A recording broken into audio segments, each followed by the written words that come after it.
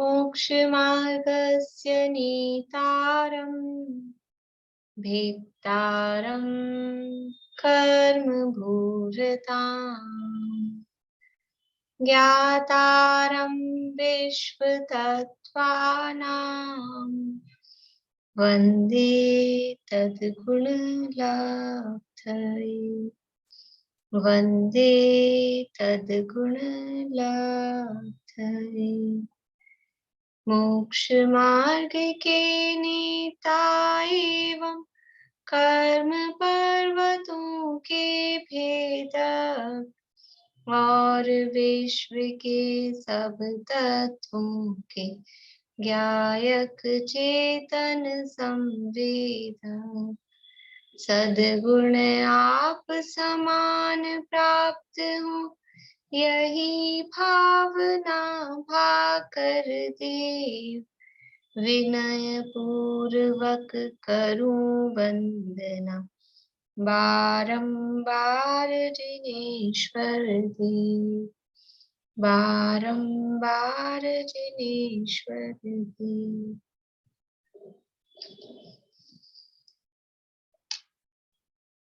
सूत्र पाठ करेंगे।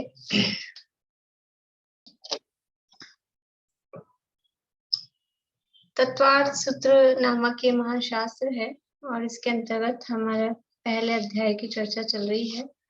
पहले अध्याय में मोक्ष का मार्ग बताया और फिर वो मोक्ष का मार्ग किस प्रकार से प्राप्त होता है वो यहाँ बता रहे हैं।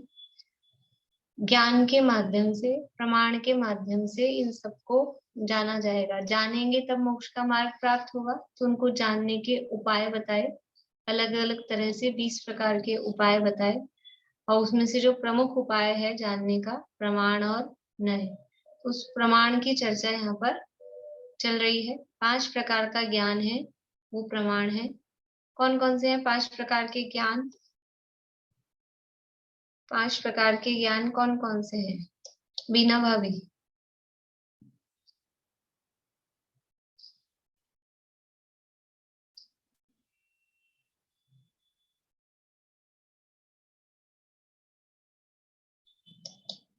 कांता आंटी बोलिए। मति ज्ञान, श्रुत ज्ञान, अवधि ज्ञान, श्रुत ज्ञान, मति ज्ञान, श्रुत ज्ञान, अवधि ज्ञान, मन पर्य ज्ञान और केवल ज्ञान। बोले कांता आंटी। मति ज्ञान, श्रुत ज्ञान, अवधि ज्ञान, मन प्रिय ज्ञान और केवल ज्ञान। बढ़िया। ये 5 ज्ञान है। किसके होते हैं ज्ञान? किसमें होते हैं 5 ज्ञान? कंप्यूटर में कि टीवी में या मोबाइल में? ये 5 ज्ञान किसमें होते हैं? बोले कांता आंटी, किसमें होते हैं? तीर्थंकरों में। कौन है चेतन? नहीं, तीर्थंकरों में। तीर्थंकरों में 5 होते हैं। ठीक है जवाब। और तीर्थंकरों के अलावा किसी में नहीं होते? अपने में मनुष्य होने के भी होते हैं। फिर और तिर्यंचों में नहीं होते? तिर्यंचों में आज जिसमें 5 प्रकार की वो मनुष्य तिर्यंचों में भी होते हैं और नरक गति में भी होते हैं। बढ़िया। तो इन सबको एक शब्द में कह सकते हैं, जीव में होते हैं। ठीक है ना? ये 5 ज्ञान किसमें होते हैं? जीव में। 5 ज्ञान एक साथ किसी को नहीं होते। वो आगे आएगा सूत्र। 5 ज्ञान तो एक साथ किसी को नहीं होते, लेकिन ये 5 ज्ञान है ना कोई ज्ञान, लेकिन किसको होगा? मोबाइल में ज्ञान नहीं है, कंप्यूटर में ज्ञान नहीं है, टीवी में ज्ञान नहीं है। अपने को लगता है कंप्यूटर में, टैबलेट में कितना ज्ञान भरा है, उसमें ज्ञान भरा है। ये ज्ञान जीव में होता है। मोबाइल में ज्ञान नहीं है, कंप्यूटर में ज्ञान नहीं है। वो छोटी सी चिप होती है, अपना जरा सा कार्ड होता है, उसमें ज्ञान नहीं है। वो तो जड़ अचेतन है। ज्ञान जीव में होता है। तो ये 5 ज्ञान ये जीव के स्वभाव, जीव में ये ज्ञान होते हैं। उसमें से किसकी चर्चा चल रही है? अपनी मति ज्ञान की। और मति ज्ञान के दूसरे अन्य नाम कौन कौन से हैं? अन्य किन किन रूपों में मति ज्ञान पाया जा सकता है? निशी जी। स्मृति, संज्ञा, चिंता, अभिनिबोध। बढ़िया। मति तो है सामान्य, स्मृति, संज्ञा, चिंता और अभिनिबोध, यानी उसको स्मृति, प्रतिभिज्ञान, तर्क और अनुमान भी कहते हैं। अब ये मति ज्ञान होता कैसे है, किस साधन से, किस माध्यम से मति ज्ञान होता है, किस माध्यम से मति ज्ञान होता है? सुधा जी। इंद्रिय और मन के निमित्त से मति ज्ञान होता है। इंद्रिय और मन के निमित्त से मति ज्ञान होता है, यानी मति ज्ञान है, ये ऐसा ज्ञान है कि खुद है तो ज्ञान यानी जीव का ही और खुद ही जानने का काम करता है, लेकिन इसको जानने के लिए दूसरे की सहायता की जरूरत पड़ती है। जैसे मनुष्य चलता अपने पैरों से ही है, लेकिन फिर लाठी की जरूरत पड़ती है, सहारा चाहिए। वैसे ही ये मति ज्ञान ऐसा ज्ञान है जिसको इंद्रिय और मन के सहारे की जरूरत पड़ती है। ये कल यहाँ हमने देखा था, तद इंद्रियान इंद्रिय निमित्तम। ये मति ज्ञान इंद्रिय और अनिंद्रिय, अनिंद्रिय यानी मन, जो इंद्रिय नहीं है, ईशत इंद्रिय है, यानी कि जैसे इंद्रियां प्रकट बाहर में दिखाई देती हैं, प्रमुखता से कार्य करती दिखाई देती हैं, वैसा मन वो प्रकट नहीं है, इसलिए उसको अनिंद्रिय कहा। इसके लिए सर्वार्थ सिद्धि में उदाहरण दिया है। सर्वार्थ सिद्धि क्या चीज है? सर्वार्थ सिद्धि क्या चीज है? बोलिए चेतना जी। स्वर्ग का एक लेवल है। स्वर्ग का लेवल है। वर्षा जी, सर्वार्थ सिद्धि क्या है? टीका है, तत्वार्थ सूत्र की टीका। तत्वार्थ सूत्र की टीका। स्वर्ग का लेवल है, उसका नाम है सर्वार्थ सिद्धि, ठीक है। अब तो नाम कहीं भी हो सकते हैं, यहाँ भी प्रकरण तत्वार्थ सूत्र का चल रहा है। तत्वार्थ सूत्र की टीका, कौन है इसके लेखक?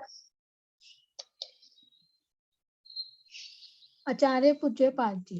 पूज्यपाद आचार्य, ठीक है। तो सर्वार्थ सिद्धि में उन्होंने उदाहरण दिया है इस अनिंद्रिय शब्द को समझाने के लिए। तो अनिंद्रिय, अनिंद्रिय, इंद्रिय नहीं है, तो उसका मतलब क्या है? तो उन्होंने उदाहरण दिया, जैसे हम कहते हैं अनुदरा कन्या। अनुदरा, उदर यानी पेट, और अनुदर यानी ऐसा बोलते हैं कोई बहुत पतली हो लड़की, इसके तो पेट ही नहीं है। तो क्या कोई बिना पेट की लड़की हो सकती है? कोई मनुष्य पेट ही नहीं है उसके, वो तो बॉडी पार्ट है। अनुदरा का मतलब बिना पेट की, तो क्या ऐसा हो सकता है? लेकिन वो इतना कम है, इतना पतला सा है कि वरना लोगों के ऐसे बड़े बड़े पेट दिखते रहते हैं, तो वो उसका पतला सा पेट है, तो उसको क्या कह दिया? अनुदरा कन्या। ऐसे ही और इंद्रियां तो बाहर प्रकट में दिखाई देती हैं, सारा सब चौड़ी दिखती हैं ये तो, लेकिन वो जो मन है वो दिखता नहीं है, छुपा हुआ रहता है, इसलिए उसको नाम दिया है अनिंद्रिय। आप देखना मूल में सर्वार्थ सिद्धि में भी दिया, फिर राजवार्तिक में भी उसको फॉलो किया, वही उदाहरण अकलन देव ने भी दिया, अनुदरा कन्या। अनुदरा मतलब तो बिना पेट, ऐसे बोलते हैं अपनी बोलचाल की भाषा में भी अपन बोलते हैं, इसके तो कमर ही नहीं है, तो क्या कमर नहीं होगी किसी के? बीच में से कमर गायब होगी। लेकिन बहुत पतली कोई होता है, पतली कमर है, तो उसको ऐसा कहा जाता है। तो वो मन दिखाई नहीं देता है, छुपा हुआ रहता है, इसलिए उसको अनिंद्रिय कहा जाता है। तो ये अब यहाँ कल अपन ने पढ़ा था प्रश्न कि ये मति ज्ञान में इंद्रिय और मन का निमित्त होना आवश्यक है क्या? तो इसका जवाब क्या होगा कि आवश्यक है भी और नहीं भी है। तो कब आवश्यक है? मति ज्ञान होने के लिए इंद्रिय और मन का होना कब आवश्यक है?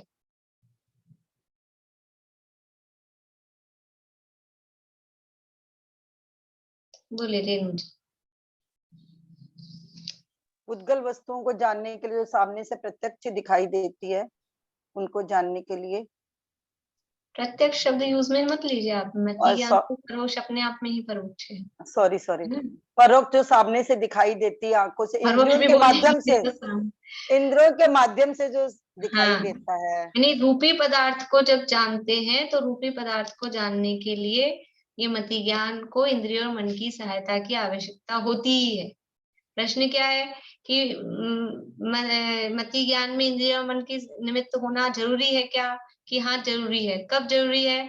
कि जब वो रूपी पदार्थों को जान रहा है, पौद्गलिक पदार्थों को जान रहा है, यानी पुद्गल को जान रहा है, तब इंद्रिय और मन की निमित्तता आवश्यक है, तब तो उनके माध्यम से ही जान पाएगा।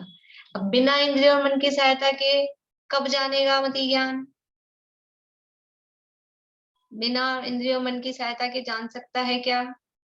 जानेगा तो कब जानेगा?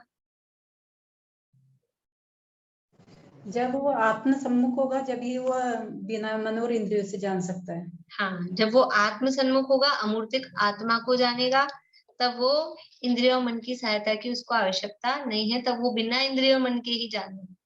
इस प्रकार से तो क्या कहें, सामान्य रूप से जो मति ज्ञान जानता है पर पदार्थों को, वो इंद्रिय और मन की सहायता से ही जानता है, लेकिन आत्मा को जानने के लिए उस मति ज्ञान को इंद्रिय और मन की सहायता की आवश्यकता नहीं होती है।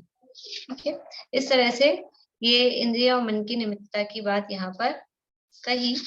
अब आगे ये मति ज्ञान किस प्रकार होता है, मति ज्ञान का होने का क्या प्रोसेस है, इसको मति ज्ञान के भेद भी कहते हैं, मति ज्ञान का प्रोसेस भी कहते हैं, दोनों रूपों में इसको कहा जाता है, वो यहाँ बता रहे हैं। 15 नंबर का सूत्र है, इसी के आगे 14 नंबर के आगे पेज नंबर 46 आएगा, नंबर नहीं है पेज पे।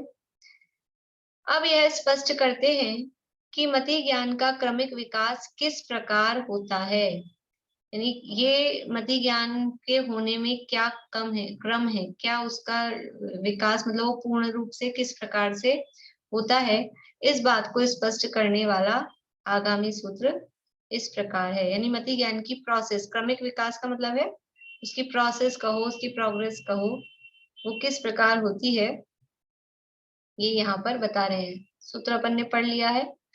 अवग्रहे हावाय धारणा, अवग्रहे हावाय धारणा, इस संधि सहित बोलेंगे तो अवग्रहे हावाय धारणा। शब्द क्या क्या है इसमें? अवग्रह, ये एक शब्द है अवग्रह, फिर है ईहा, बड़ी ई और हा, ईहा, तो अवग्रह में वो बड़ी ई की मात्रा ये ऊपर चली गई है, तो संधि होके अवग्रहे हावाय, अवग्रह ईहा, फिर आवाय, तो आवाय, अवाय, आवाय नहीं अवाय, अवाय का ए इस है में जुड़ गया, ईहा के हा और अवाय का अ, वो मिलके वापस से हाई बना, आ प्लस अ इज इक्वल्स टू आ, तो अवग्रह ईहा, ईहा में आ की मात्रा है में और अवाय में अ की मात्रा, वो दोनों मिलके हा ही रहा, अवग्रहे हा वाय धारणा। ठीक है, अवग्रह ईहा अवाय धारणा किस प्रकार से होता है मति ज्ञान? तो अवग्रह ईहा अवाय और धारणा, इस प्रकार से ये मति ज्ञान होता है। पीछे कहा था मति स्मृति संज्ञा चिंता भी निबोधित्यनर्थांतरम तद इंद्रियान इंद्रिय निमित्तम, तो इंद्रिय और इंद्रिय के निमित्त से क्या होता है? अवग्रहे हावाय धारणा, अवग्रह ईहा अवाय और धारणा, ये उसमें आगे फिर होता है। मति ज्ञान का विकास चक्षु अचक्षु दर्शन पूर्वक अवग्रह ईहा अवाय और धारणा के रूप में होता है।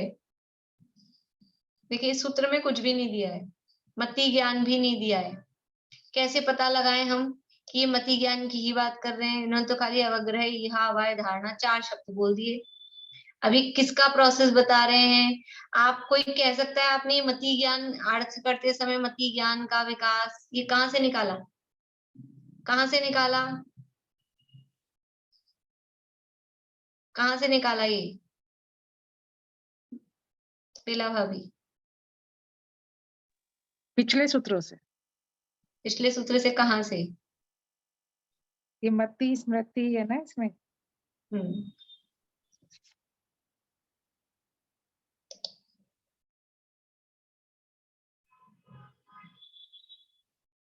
कौन बताएंगे? और रश्मि जी। इसमें पहले बता रहा तद इंद्रिया इंद्रिया निमित्तम, बढ़िया, वहां तत् आया था ना, तो हाँ। तत् यानी वह यानी मति ज्ञान, वो हाँ। तत् यहाँ भी काम करेगा। तद इंद्रिया इंद्रिय निमित्तम अवग्रह आवाय धारणा, वो यानी मति ज्ञान की बात चल रही है। ठीक है, अब ये विकास, तो ये विकास तो वो समझ लो अंडरस्टूड है, क्योंकि आपको बताया था पहले कि पहले तो सब ओरल सब ज्ञान चल रहा था, ओरली चलता था तो बहुत सारी बातें तो शिष्यों को पता ही होती थी, इसलिए वो शॉर्ट में इस तरह से बोला गया। तो वो मति ज्ञान अवग्रह, इहा, अवय और धारणा के रूप में होता है। लेकिन एक शब्द और दिया है यहाँ पर, चक्षु अचक्षु दर्शन पूर्वक। ये कहाँ है सूत्र में? ये तो दिया ही नहीं है। तो ये सूत्र में तो नहीं दिया है, ये टीकाओं में, यानी इसका अर्थ करते समय दिया है। क्योंकि जब भी ज्ञान होता है, अन्य ग्रंथों में इसकी चर्चा आई है, तो आचार्य ने इसलिए नहीं कहा क्योंकि शिष्यों को पता था सबको। ज्ञान कैसे होता है? ज्ञान होने से पहले हमेशा दर्शन होता है, यानी आत्मा के में चैतन्य नाम का गुण है, या चैतन्य आत्मा है, तो उसके ज्ञान और दर्शन ये दो प्रमुख गुण हैं। और ज्ञान होने से पहले दर्शन होता ही होता है, दर्शन पूर्वक ज्ञान होता है। गाथा है ऐसी द्रव्य संग्रह में, दंसण पुब्बमणाणम, दर्शन पूर्वक ज्ञान होता है। तो अब ये दर्शन क्या चीज होती है? अभी तक तो आप ज्ञान ही बता रहे थे। दर्शन यानी आंख से देखना, यही दर्शन है। देखने को दर्शन कहते हैं ना, देखने को दर्शन कहते हैं, ये बात सही है, लेकिन देखना अकेला ज्ञान से नहीं होता है। क्या हम कान से देखते हैं? क्या हम जीभ से देखते हैं? क्या हम स्पर्शन इंद्रिय से देखते हैं? क्या बात है, आप लोग ब्लैंक कैसे हो? या तो हाँ करो या ना करो। इतना सरल प्रश्न है, छोटे बच्चे भी बता देंगे। प्रशस्ति गई क्या? अरे आज तो मुझे उससे वो सुनना था, उस क्लास में तो थी, वो भूल ही गई। अभी तो गई वो बता देगी। हम कान से देखते हैं कि नहीं देखते हैं? देखते हैं। कोई पहले कैसेट चलती थी ना, लाके किसी ने कैसेट दी, ये आप सुन के देखना एक बार, ये प्रवचन अभी भी मान लो अपन लिंक भेज देते हैं, ये प्रवचन जरूर सुन के देखना। देखना बोलते हैं कि नहीं? पकौड़ी बनाई, भुजिया बनाया और एक निकाल के दिया कि जरा चख के देखना नमक सही है कि नहीं। तो चख के क्या करते हैं? चख के देखते हैं, ये ठंडा है कि गर्म, जरा हाथ लगा के देखना। देखते हैं कि नहीं देखते हैं? सबसे देखते हैं, केवल हाथ से ही नहीं देखते हैं। ये हमने बहुत अपनी विचारधारा को संकुचित कर रखा है, बस देखना मतलब आंख, ऐसा नहीं है। यहाँ जो हम हर जगह जो देखना यूज में ले रहे हैं, वो ज्ञान के अर्थ में यूज में ले रहे हैं। एक्चुअल हम देखना और जानना उनको मिक्स करके ही बोलते हैं। हम जो चख कर देख रहे हैं वो भी क्या करते हैं? चख के जानते ही हैं। हम जो छू के देखते हैं तो वो देखते हैं भी क्या करते हैं? जानते ही हैं। सुनकर देखते हैं, सूंघ के देखना, बदबू तो नहीं आ रही, खराब तो नहीं हो गया, सूंघ कर देखते हैं। ये सब हम ज्ञान के लिए ही वो देखना जानना एक साथ मिक्स करके यूज में लेते हैं, क्योंकि ज्ञान होने से पहले दर्शन होता है। लेकिन हम जिसे आज तक दर्शन समझते आ रहे हैं, वो दर्शन का अर्थ यहाँ पर दर्शन नहीं है। यहाँ जो दर्शन है ज्ञान की प्रोसेस में, यानी ज्ञान कैसे होता है, तो सबसे पहले उसका एक सामान्य अवलोकन होता है। सामान्य अवलोकन मतलब सत्ता मात्र का ग्रहण कि कोई बस वस्तु है, इतना। अब हम उसके लिए जो भी, मैं कुछ दिन पहले किसी प्रकरण में इसी में आई थी, चतवार सूत्र में ये चर्चा शायद दर्शनोपयोग की, लेकिन हम जो भी उसके लिए उदाहरण देंगे वो सब ज्ञान ही होगा, ज्ञान का ही उदाहरण होगा। लेकिन समझने के लिए अभी लेंगे अपन कुछ उदाहरण कि दर्शन का मतलब है सत्ता मात्र का ग्रहण कि बस वस्तु है, इतना जो हमने समझा, जाना, देखा, उसको कहते हैं दर्शन। और फिर वो क्या है, कैसी है, उसका विशेष जो जाना, वो कहलाता है ज्ञान। यानी उसके लिए विशेष शब्द दिए हैं शास्त्रों में। दर्शन को बोलते हैं निराकार उपयोग में, दर्शन निराकार स्वरूप है और ज्ञान है वो साकार है। निराकार और साकार, या दूसरा शब्द देते हैं दर्शन निर्विकल्प है और ज्ञान सविकल्प है। दर्शन है वो सामान्य प्रतिभास रूप है और ज्ञान है वो विशेष प्रतिभास रूप है।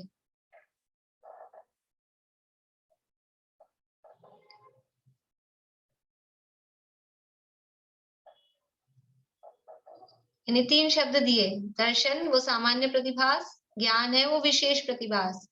दर्शन है वो साकार उपयोग नहीं निराकार उपयोग रूप, ज्ञान है वो साकार उपयोग रूप, दर्शन है वो निर्विकल्प रूप, ज्ञान है वो सविकल्प रूप। तो दर्शन क्या है कि वस्तु की सत्ता मात्र के ग्रहण को दर्शन कहते हैं। सत्ता मात्र का ग्रहण का मतलब है बस वस्तु है, क्या है कैसी है वो कुछ नहीं, बस है। जो ये ग्रहण हुआ सबसे पहले वो होता है दर्शन। उसके बाद में फिर उसके बारे में कुछ जाना जाता है मतलब कि वो क्या है कैसी है जो भी है आगे, वो कहलाता है उसका विशेष प्रतिभास या सविकल्प ज्ञान, वो कहलाता है। जैसे आपको उदाहरण दिया था उस समय मैंने कि टीवी की स्क्रीन है, टीवी की स्क्रीन है और लाइट आ रही है उसमें, लेकिन समझ लो केबल वाले का वहां लाइट नहीं आ रही है, तो हमने टीवी ऑन किया तो वो ब्लू ब्लू दिखती है अपने को, उसमें लाइट दिखती है लेकिन कोई भी पिक्चर नहीं आ रहा है उसमें, कोई सीरियल मतलब कुछ भी चित्र नहीं आ रहे उसमें। तो वो जो प्लेन स्क्रीन है वो हो गया, अपने को ये तो समझ में आ रहा है कि टीवी चालू है सामान्य, लेकिन कुछ विशेष उसमें नहीं आ रहा है।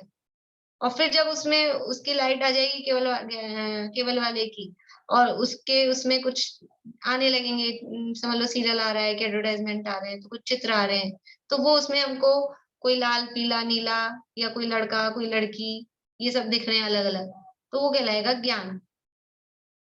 जैसे कि जुलूस हुआ महावीर जयंती का और हमको बस भीड़ दिखी इतने लोग हैं, तो ये हुआ सामान्य अवलोकन।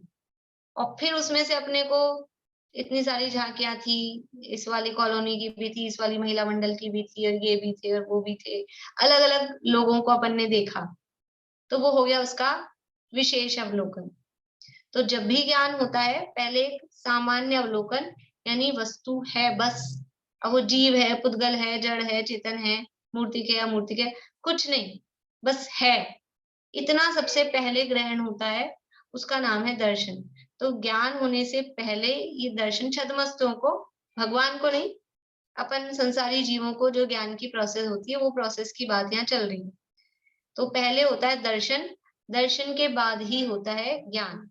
तो यहाँ पर कहा कि मति ज्ञान का विकास चक्षु अचक्षु दर्शन पूर्वक। अभी दर्शन जो है उसके भी 4 भेद होते हैं, यद्यपि वो भी प्रकरण आगे आएगा, पर आगे आएगा दूसरे अध्याय में, अपन थोड़ा सा यहीं पढ़ लेते हैं अभी, क्योंकि आगे फिर इस अगली परिभाषा में भी शब्द आएंगे और आप लोगों को परिभाषा देखनी हो।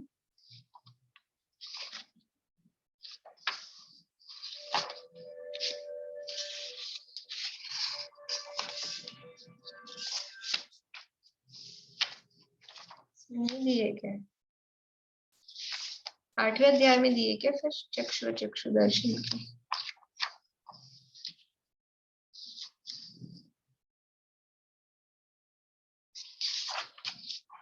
देख लेना, मैं बता दूंगी आपको पेज नंबर, इसमें दी तो है परिभाषा, अभी तो मैं बता देती हूँ, वैसे आपको वही वहां दी है। बोले नीलम भाभी कौन से पेज पे? 8वें अध्याय में। हाँ 9 तो ये बताना चाह रही थी मैं कि नहीं वो तो दर्शनाखंड के भी, वो नहीं पूछ रही हूँ। अभी पेज नंबर बताना हो तो रेणु जी पेज नंबर बताएंगे आप मुझे, नहीं तो फिर रहने दीजिए।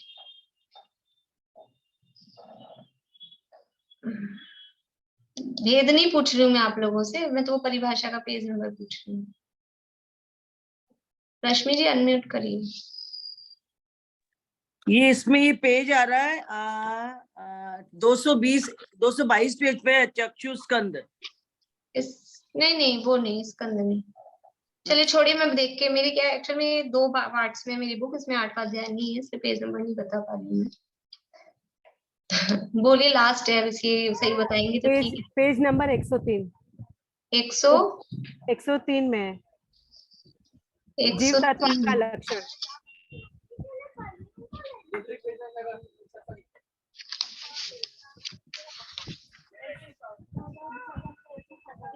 हाँ यहाँ ये बड़े, इसमें मैं आगे ही देख रही थी, पीछे था 103 नंबर पेज है यहीं पे, दूसरे अध्याय में।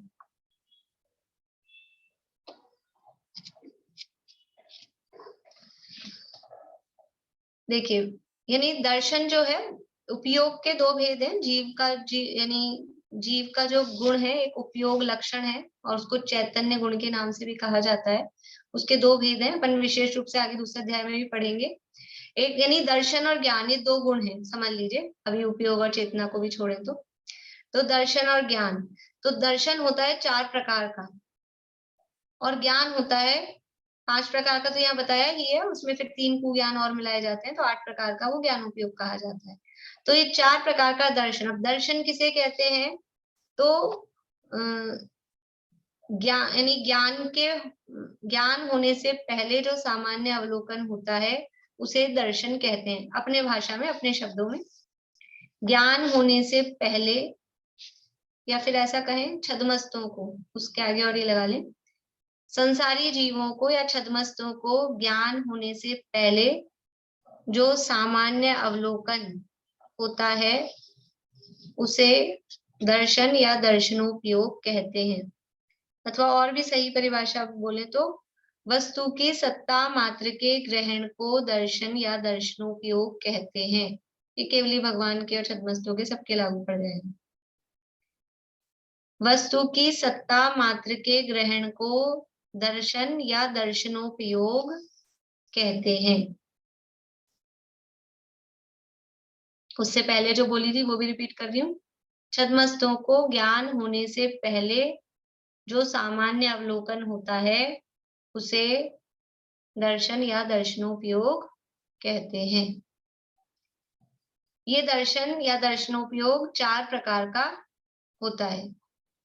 ठीक है, कौन कौन से 4 प्रकार हैं? चक्षु दर्शन, अचक्षु दर्शन, अवधि दर्शन और केवल दर्शन। चक्षु दर्शन, अचक्षु दर्शन, अवधि दर्शन और केवल दर्शन, ये 4 प्रकार हैं। चक्षु, अचक्षु, अवधि, केवल, याद हो गए? चक्षु, अचक्षु और अवधि और केवल जो ज्ञान के नाम है वही नाम है। ठीक है, ये 4 प्रकार के दर्शन है। चक्षु दर्शन किसे कहते हैं? कि चक्षु से जो दर्शन हो वो चक्षु दर्शन, और अचक्षु क्या होता है? तो ऐसा नहीं है। चक्षु का मतलब है चक्षु इंद्रिय, ठीक है, और अचक्षु का मतलब है चक्षु इंद्रिय के अलावा बाकी की 4 इंद्रियां और मन। चक्षु यानी चक्षु इंद्रिय और अचक्षु यानी चक्षु के अलावा। तो चक्षु के अलावा 4 तो इंद्रिय हैं। कौन कौन सी इंद्रियां बच गई चक्षु के अलावा? स्पर्शन, रसना, घ्राण और कर्ण, ये 4 तो इंद्रियां, और 5वां है मन। ये सब है अचक्षु। अब दर्शन किसे कहते हैं? दर्शन की क्या परिभाषा बनाई अपन ने कि ज्ञान के पहले जो सामान्य अवलोकन होता है उसे दर्शन कहते हैं। अब चक्षु दर्शन किसे कहेंगे? कि चक्षु इंद्रिय से होने वाले ज्ञान के पहले, और वो ज्ञान भी कौन सा होगा चक्षु इंद्रिय से? मति ज्ञान। तो चक्षु इंद्रिय से होने वाले मति ज्ञान से पहले जो दर्शन या जो सामान्य अवलोकन होता है उसे चक्षु दर्शन कहते हैं। ये 103 पेज पे यही तत्वार्थ मणि प्रदीप में आप लोगों को दी है परिभाषाएं। 103 पेज नंबर है तत्वार्थ मणि प्रदीप में, देख सकते हैं उसमें। चक्षु इंद्रिय से होने वाले ज्ञान यानी मति ज्ञान से पहले जो दर्शन यानी सामान्य अवलोकन होता है वो चक्षु दर्शन है। ठीक है, अचक्षु दर्शन किसे कहते हैं? वैसे जिन्हें याद नहीं है वो लिख लें तो ज्यादा अच्छा है, लिखा हुआ जल्दी याद भी हो जाएगा।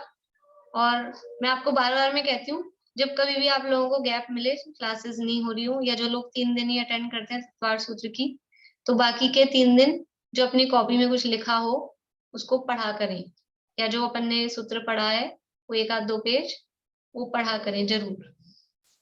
तो नए लोगों के लिए तो नए मतलब सबके लिए जरूरी है, उससे विषय अच्छे से क्लियर हो जाता है, हो जाता है, समझ में आ जाता है। इसलिए लिखा करें अपनी कॉपी में, बुक में भले ही हो लेकिन खुद का लिखा हुआ खुद के काम आता है, याद रहता है, अपने लिए अच्छा रहता है। ये चक्षु दर्शन हो गया। चक्षु इंद्रिय से होने वाले मति ज्ञान से पहले जो सामान्य अवलोकन होता है उसे चक्षु दर्शन कहते हैं। परिभाषा रटने की जरूरत नहीं है, समझ में आ गई होगी तो अपने आप याद हो जाएगी, ठीक है। और कल मैं पूछूंगी आप लोगों से चारों परिभाषाएं। अचक्षु दर्शन किसे कहते हैं? तो अचक्षु किसे कहा था? चक्षु इंद्रिय को छोड़कर शेष 4 इंद्रियां और मन, और दर्शन यानी सामान्य अवलोकन, और वो कब होता है? मति ज्ञान से पहले। तो चक्षु इंद्रिय को छोड़कर शेष 4 इंद्रिय और मन से होने वाले मति ज्ञान से पहले जो सामान्य अवलोकन होता है या जो दर्शन होता है उसे अचक्षु दर्शन कहते हैं।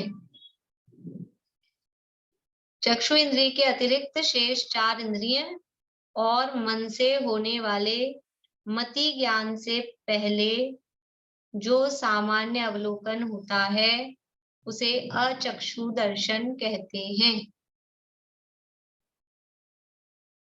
अब है अवधि दर्शन। अवधि दर्शन किसे कहते हैं? बहुत सिंपल है, अवधि ज्ञान से पहले जो सामान्य अवलोकन होता है उसे अवधि दर्शन कहते हैं।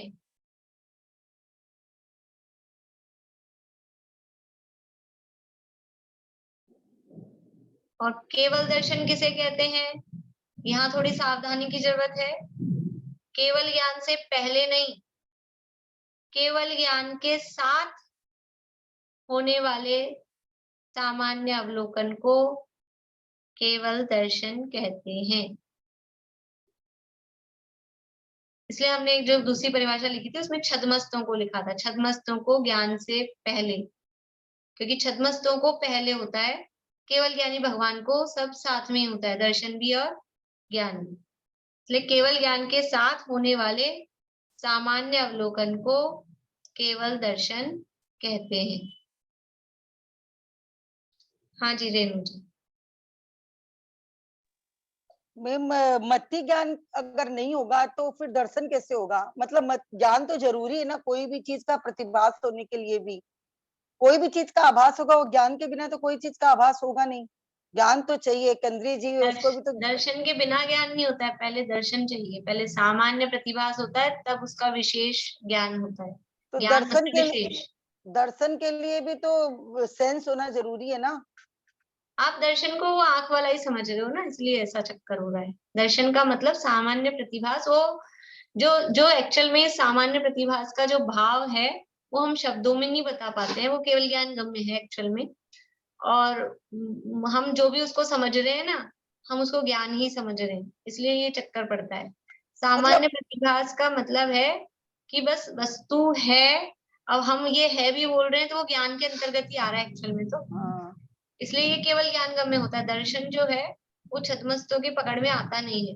लेकिन अब क्या करें, शब्द तो आते हैं परिभाषा बताने के लिए, स्वरूप बताने के लिए, तो जो जितना जैसा अपने को समझ में आए, अभी जैसे जैसे हम समझते जाएंगे ना तो अपने को उसका भाव भी कुछ कुछ समझ में आने लगेगा, यद्यपि एग्जैक्टली तो वो केवल ज्ञान गम्य ही है। तो मतलब कोई भी इंद्रियों के द्वारा कुछ एहसास होता है तो वही दर्शन हो गया। वो जो कुछ प्रतिभास होता, प्रतिभास हुआ नहीं है, वो ज्ञान ही है। अभी अवग्रह आएगा ना, आपको अवग्रह में और दर्शन में अंतर ही नहीं समझ आएगा, अभी अवग्रह पढ़ेंगे अपन। लेकिन उस एहसास से पहले कुछ होता है, हमको तो एहसास ही पकड़ में नहीं आता, उस एहसास से पहले कुछ होता है, उसका नाम दर्शन, इसलिए कहा वो केवल ज्ञान गम्य है। बोलिए अनीता जी।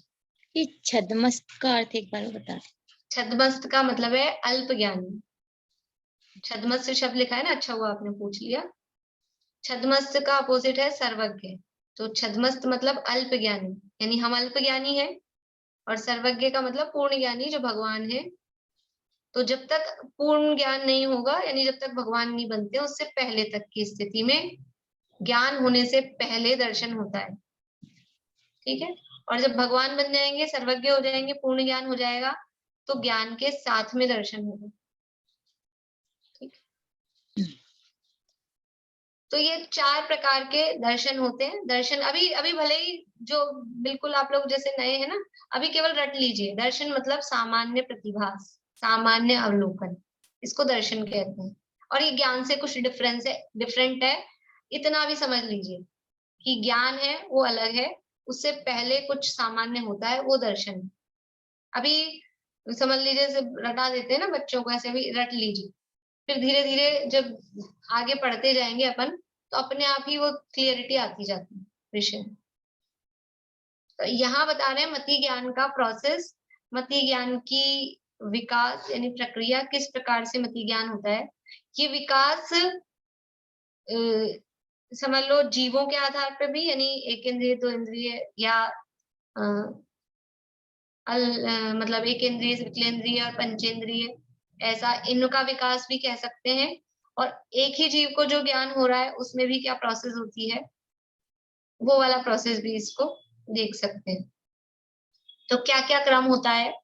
सबसे पहले होता है दर्शनोपयोग। ज्ञान हो रहा है तो यद्यपि दर्शन अलग है, इसलिए यहाँ पे दर्शन शब्द नहीं दिया, लेकिन सबसे पहले क्या होगा, सामान्य प्रतिभास। जब यही हमको नहीं दिखेगा कि कोई वस्तु दिखेगा, मतलब ये सत्ता वो है, तो फिर वो उसका विशेष क्या जानेंगे, तो पहले सत्ता तो जाननी पड़ेगी उसकी।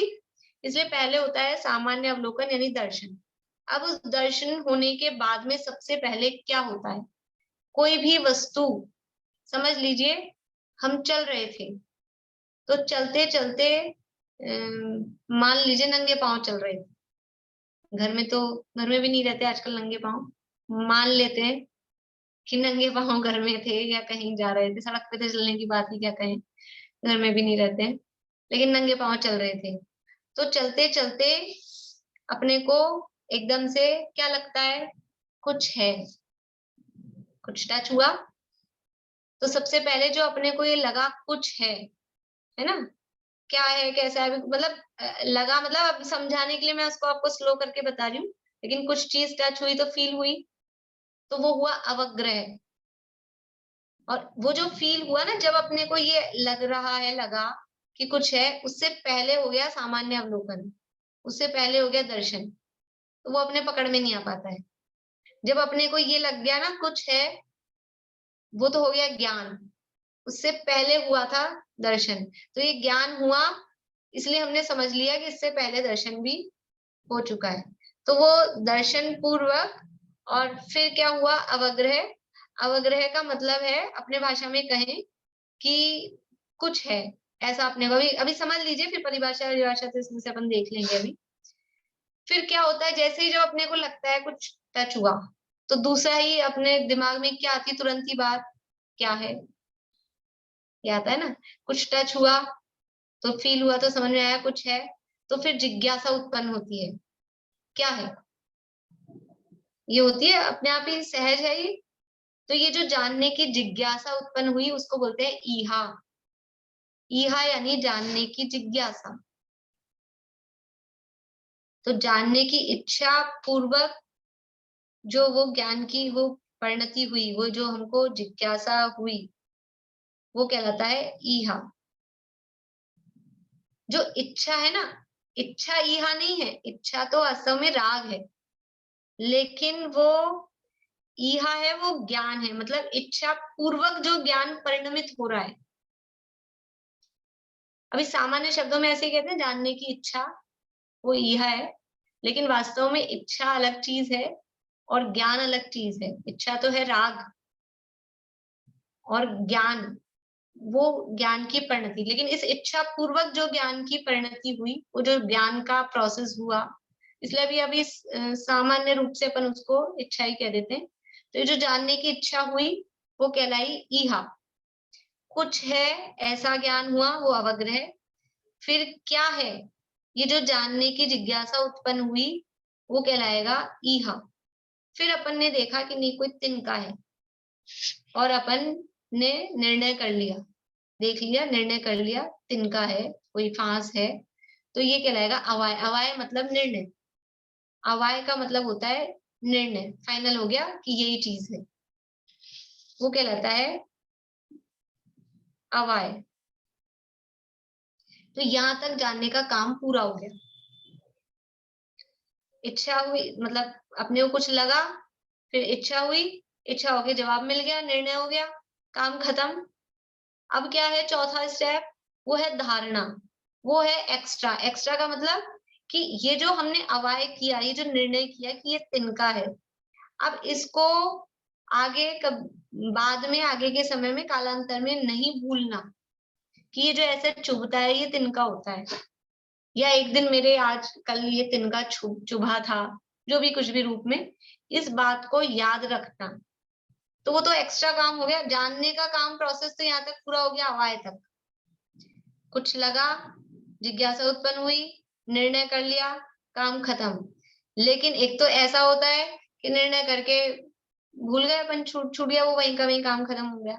और एक है कि आगे के दिनों में भी, बाद में भी उसको याद रखना, तो वो होता है धारणा। जो अवाय पूर्वक निर्णय किया गया उसको कालांतर में नहीं भूलना, उसको याद रखना, वो कहलाता है धारणा। ये सब मति ज्ञान की इस तरह की प्रोसेस है।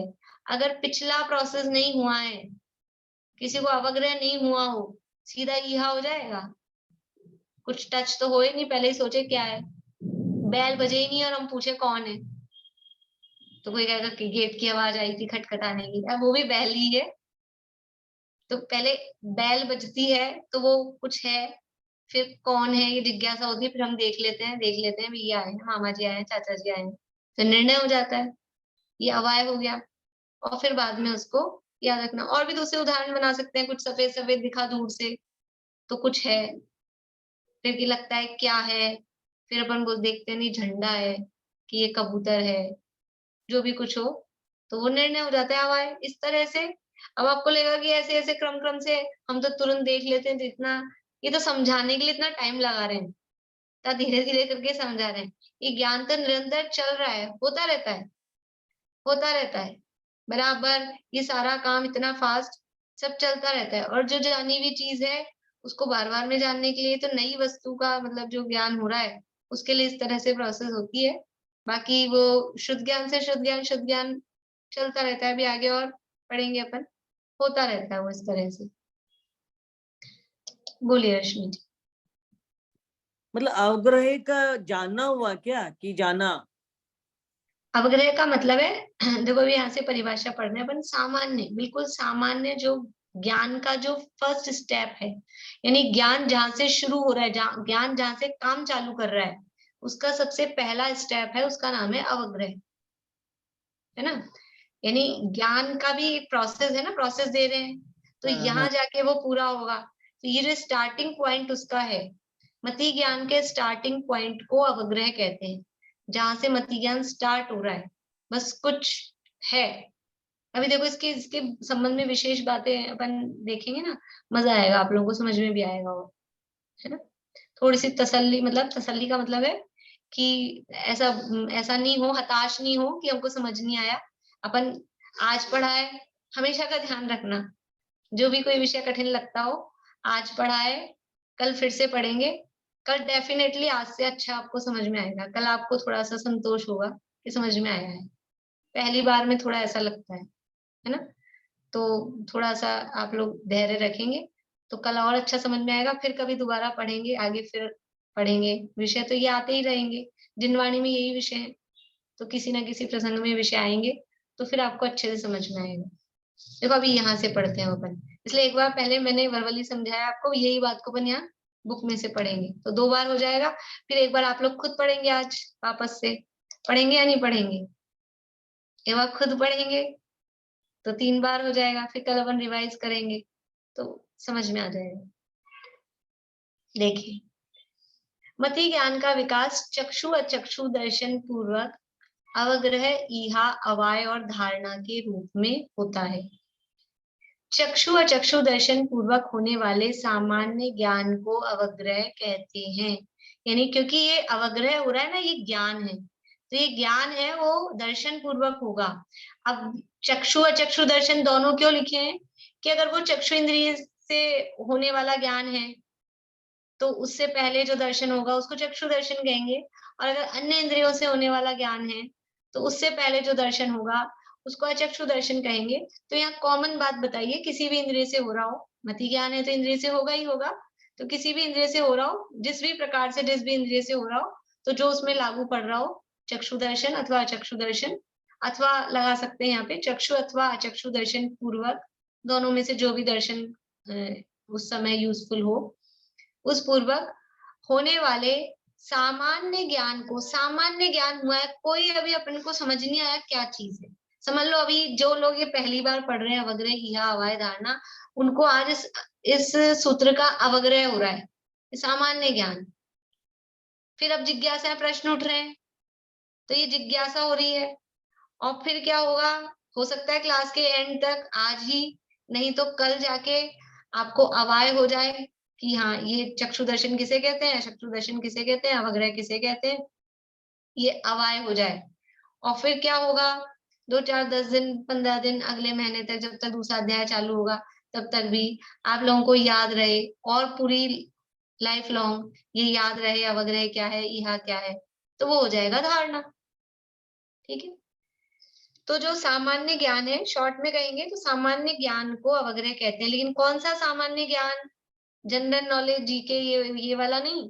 ये सामान्य ज्ञान का मतलब है किसी भी वस्तु का जो पहला ज्ञान होता है, फर्स्ट स्टेप है। तो चक्षु अथवा अचक्षु दर्शन पूर्वक होने वाले सामान्य ज्ञान को अवग्रह कहते हैं। जैसे यह मनुष्य है, इस प्रकार के ज्ञान को अवग्रह ज्ञान कहा जाता है। ये तो बहुत समझ लो, बहुत मोटा उदाहरण दिया है। किसी को देखकर कोई व्यक्ति खड़ा था, कोई व्यक्ति खड़ा था, तो देख के ये समझ गए अपन ये मनुष्य, आदमी दिख रहा है, मनुष्य है, तो ये अवग्रह हुआ। फिर उसके संबंध में ये कौन सा मनुष्य है, तो ये दक्षिण भारत का है कि उत्तर भारत का है, कहाँ का है, कौन है, ये जो भी जिज्ञासाएं हुई, ये हुआ ईहा। फिर निर्णय कर लिया कि ये तो कोई केरल का व्यक्ति है, ये तो कोई तमिलनाडु का व्यक्ति है, ये तो कोई अफ्रीका से है, मतलब उसका रंग रूप आदि देखकर ऐसा, तो फिर वो हो गया अवाय। और फिर बाद में भी उसको देख के याद रखना कि वही पुरुष है, ये वही व्यक्ति है, वो हो जाएगा धारणा। तो किसी भी उदाहरण कुछ भी हो सकते हैं, यानी किसी को भी देख के जो फर्स्ट ज्ञान हो रहा है, सबसे पहला कि कुछ है, कोई है, ये कहलाता है अवग्रह। ईहा किसे कहते हैं, देखिए, चक्षु अचक्षु दर्शन पूर्वक अवग्रह में जाने हुए पदार्थ के संबंध में। देखो पहले तो केवल था चक्षु अचक्षु दर्शन पूर्वक, एक स्टेप था, जैसे अपने वहां स्टेप्स थी ना, स्मृति, संज्ञा, चिंता, अभिनिबोध। तो संज्ञा के लिए स्मृति और प्रत्यक्ष 2 चाहिए थे, चिंता के लिए स्मृति भी और प्रतिविज्ञान दोनों चाहिए थे। ऐसे आगे आगे वाले प्लस, ऐसे इसमें है कि अवग्रह के लिए तो अकेला दर्शन बहुत था, दर्शन के बाद अवग्रह हो गया। अब ईहा के लिए दर्शन पूर्वक अवग्रह, ये 2 और चाहिए। दर्शन भी चक्षु चक्षु दर्शन पूर्वक जो अवग्रह हुआ, फिर उसमें जाने हुए पदार्थ के संबंध में विशेष जानने के प्रयास का नाम ईहा ज्ञान है। यानी जो हमने अवग्रह में सामान्य ज्ञान हुआ था, उसके संबंध में विशेष जानने की कोशिश की कि क्या है, कौन है, ये जो कोशिश की उसका नाम है ईहा ज्ञान। जैसे ये मनुष्य तो है, पर आर्य है या म्लेच्छ, ये मनुष्य दिख रहा है तो आर्य है कि म्लेच्छ, इस प्रकार की जिज्ञासा उत्पन्न होकर जो ज्ञान प्रवृत्त होता है वह ज्ञान ईहा ज्ञान। ये जो उदाहरण है ना, ये भी सर्वार सिद्धि राजवार्तिक के हैं, इसलिए वो इसी तरह के वही शब्द हैं, भाषा भी वही है, मनुष्य वाला उदाहरण वही दिया है। फिर अवाय किसे कहते हैं, ईहा में हुए प्रयास से किसी निश्चय पर पहुंच जाना, निश्चय मतलब वही निर्णय पर पहुंच जाना, वो अवाय ज्ञान है। अवाय ज्ञान है, ये पक्का ज्ञान है, निर्णयात्मक ज्ञान है, कच्चा ज्ञान नहीं है, निर्णय हो गया, डिसीजन हो गया, उसका नाम है अवाय ज्ञान। तो ईहा में जो हमने प्रयास किया था, उससे हम डिसीजन पे पहुंच गए कि ये है, ये वस्तु है, तो ये कहलाता है अवाय। और फिर उसे कालांतर में नहीं भूलना, फिर उसे याद रखना आगे भी, वो धारणा ज्ञान कहलाता है।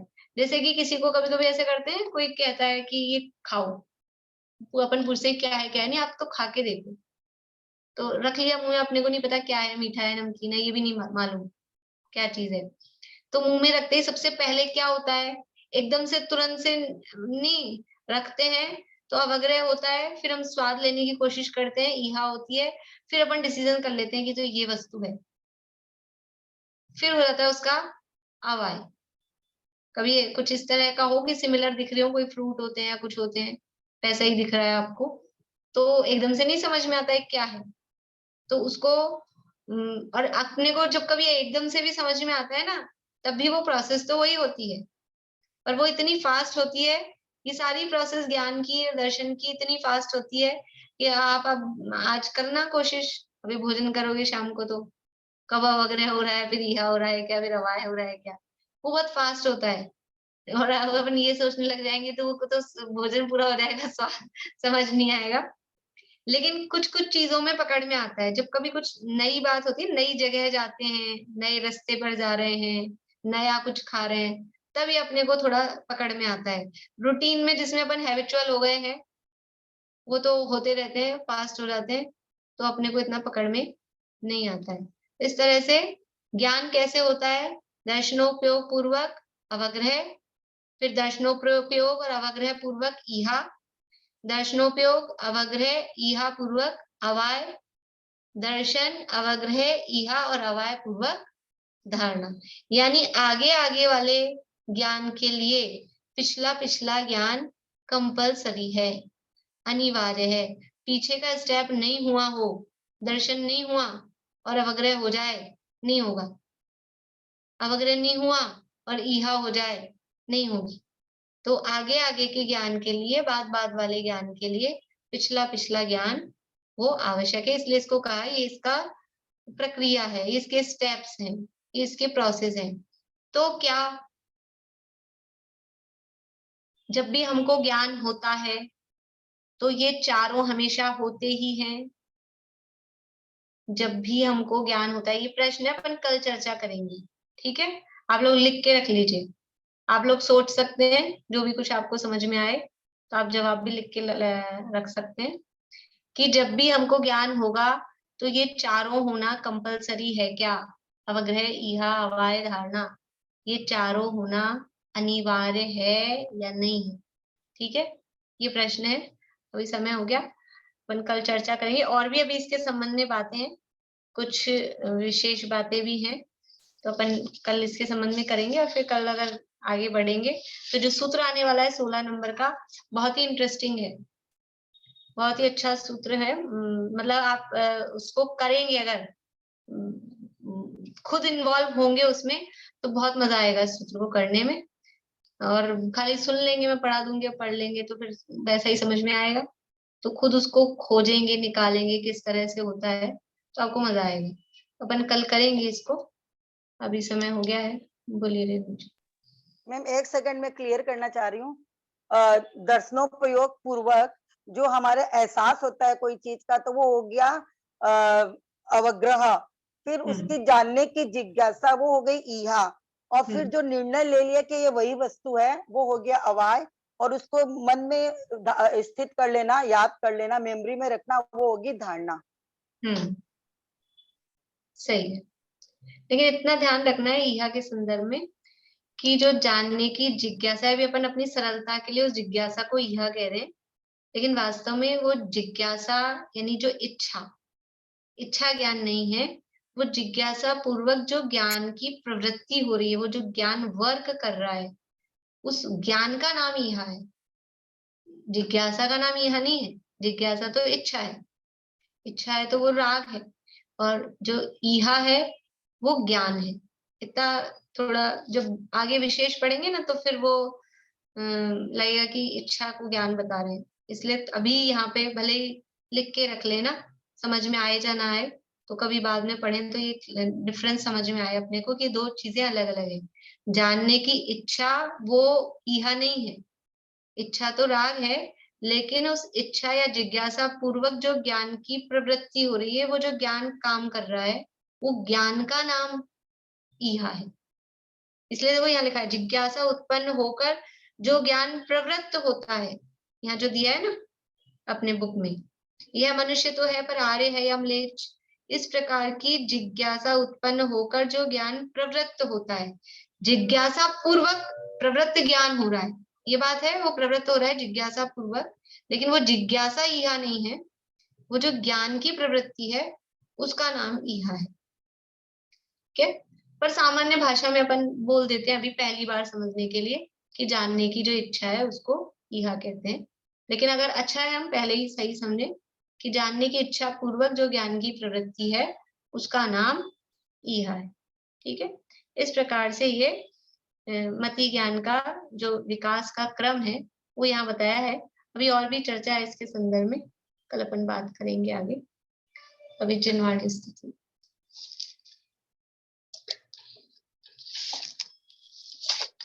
ये 3-4 क्लासेस है ना, आपको वीडियो मतलब यूट्यूब पे डालने, क्योंकि ना इनको वापस पढ़े बिना प्रॉपर समझ में नहीं आएगा, तो वो उसके लिए वीडियो में होगा तो इजी हो जाए।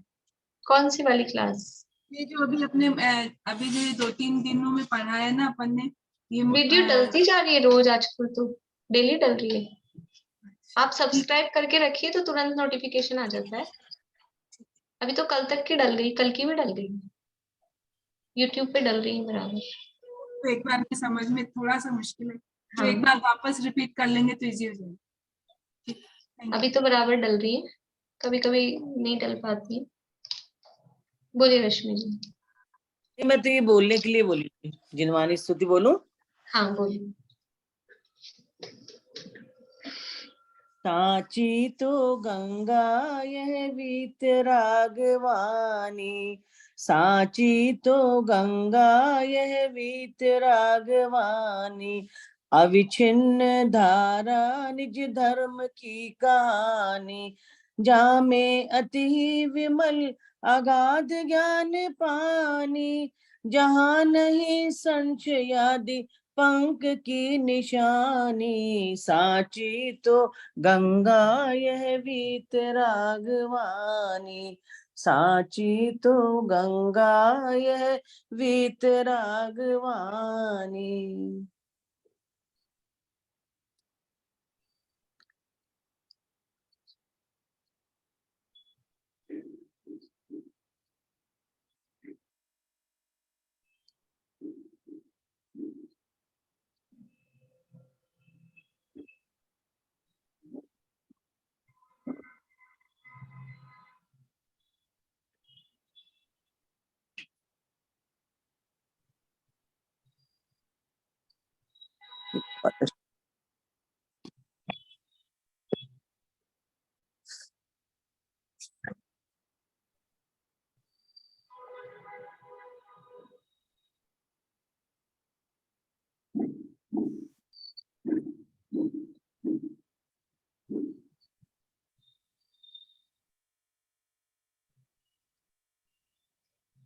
जय गुरुद्वारा श्याम में जिनवाणी माता की जय जिनेन्द्र।